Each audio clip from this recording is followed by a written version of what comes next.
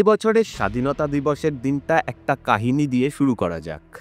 ১৯১৫-র ২রা অগস্ট ২৪ পরগনা জেলার আগরপাড়া স্টেশনে বিকেল ৫টা ১৪ ট্রেনে সোদপুরের দিক থেকে নামলেন দুই ভাই, ক্ষেত্রপাল আর ননীনাথ পাল।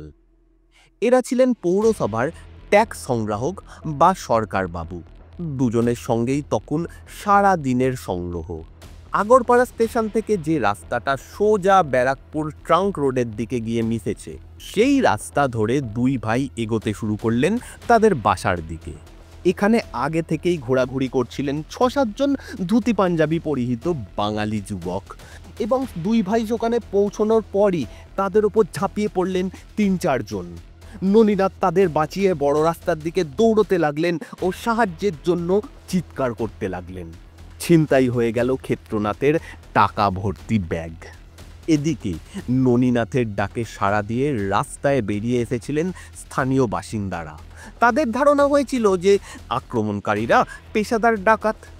দ্রুত গতিতে তাদের আসতে দেখে ক্ষেত্রনাথের ব্যাগ ফেলে বিভিন্ন দিকে দৌড়ে পালিয়ে যায় তারা। বেশ কিছুটা পিছু তাড়া করে তারা একজনকে ধরেও ফেলে। এরপরে পুলিশ আসে ঘটনাস্থলে।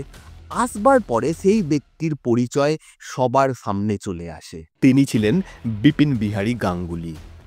ভারত শাসন আইন অনুসারে তার বিরুদ্ধে বেশ কয়েকটি মামলা তখনও পর্যন্ত বিচারাধীন, কিন্তু ব্রিটিশ পুলিশ তাকে গ্রেপ্তার করতে পারছিল না। এই ঘটনাকে কেন্দ্র করে শুরু হয়েছিল খড়দহ হাইওয়ে ডাকাতি মামলা। ভারতের স্বাধীনতা সংগ্রামের ইতিহাসে বিপ্লবী বিপিন বিহারী গাঙ্গুলি একজন উল্লেখযোগ্য ব্যক্তিত্ব। তিনি দুই হাতে পিস্তল চালাতে তো পারতেনই, মোটর বাইক চালিয়েও পিস্তল চালাতে পারতেন। তার কোমরে দুই হাঁটুতে বাঁধা থাকত পিস্তল। বিপিন গাঙ্গুলি সম্পর্কে ছিলেন শরৎচন্দ্র চট্টোপাধ্যায়ের ভাগ্নে। কথায় বলে, মামা ভাগ্নে যেখানে, বিপদ নাই সেখানে। একজনের বই থেকে আগুন বেরোচ্ছে তো অন্যজনের পিস্তল থেকে আগুন বেরোচ্ছে। তিনি জন্মগ্রহণ করেছিলেন উত্তর ২৪ পরগনা জেলার অন্যতম প্রাচীন জনপদ হালি শহরে। বিপ্লবী কার্যক্রম তার শুরু হয়েছিল বারীন্দ্র কুমার ঘোষ এবং রাসবিহারী বোসের ঘনিষ্ঠ সহযোগী হিসাবে। মুরারিপুকুর ষড়যন্ত্র সহ বিভিন্ন বোমা মামলার সাথে তার সরাসরি যোগাযোগ ছিল।